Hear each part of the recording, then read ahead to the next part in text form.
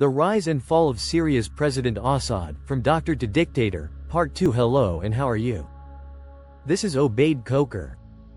Today we will review The Rise and Fall of Syria's President Assad, From Doctor to Dictator, Part 2. But until 2 years ago, when Iranian militias and Hezbollah forces were not engaged in a war with Israel, they defeated them together with the Syrian Arab Army and the Russians.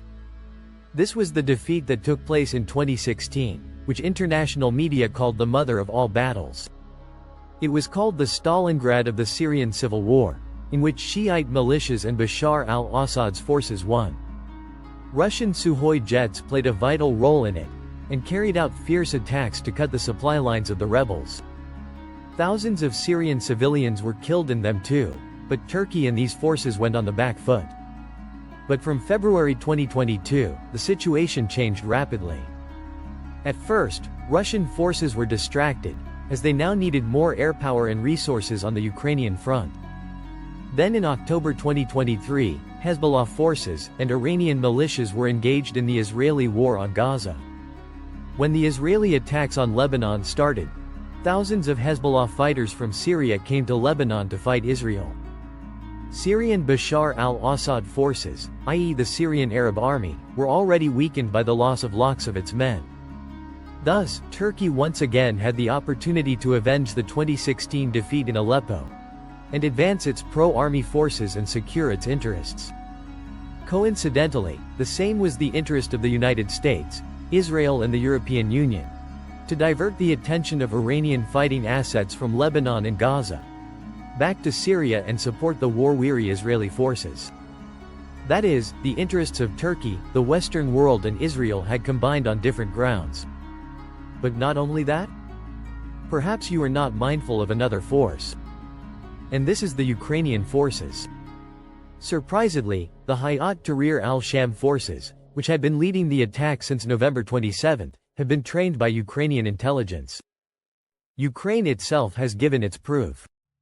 According to Ukraine's oldest English newspaper, the Kiev Post, the fighters of Hayat al-Tahrir al-Sham have been trained in night fighting and drone warfare. The reason is clear and simple. At present, the biggest enemy of the Russian forces is the Ukrainian army. The Ukrainian army believes in targeting Russian forces wherever they are around the world, and the Russian enemies should be empowered. Now that the Russian army is a supporter of Syrian President Bashar al-Assad, and is also present in Syria, where the Russian military also has bases. Therefore, Ukraine has sided with its enemies with American backing. In explicit terms, the US and the Western world have started attacking Russian forces outside the Ukrainian front.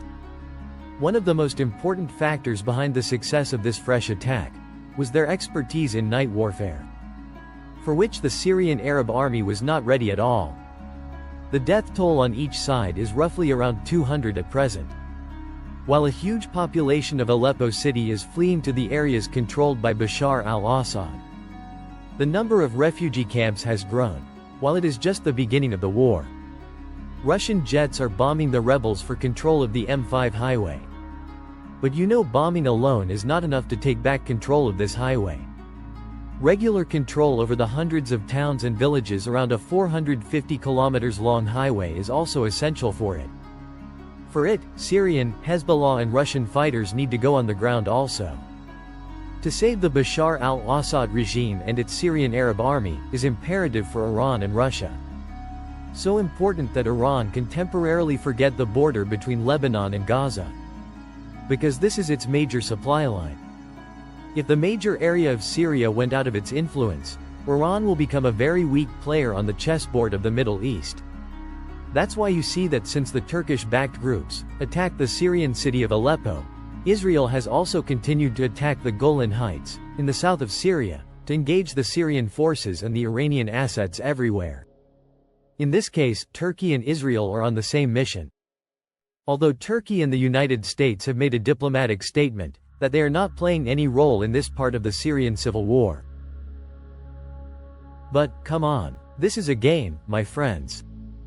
This is how it is played, and lies are also a weapon therein. In modern parlance, which is called narrative or propaganda. Unfortunately, friends, another font of a long war has opened. After Sudan, Ukraine, Gaza, Lebanon, Ethiopia, Myanmar and Yemen, now Syria is the eighth front which has become a victim of endless human ambitions and mistrust, and the lust of arms dealers. For now we will review upcoming updates in third part, of the rise and fall of Syria's President Assad, from doctor to dictator.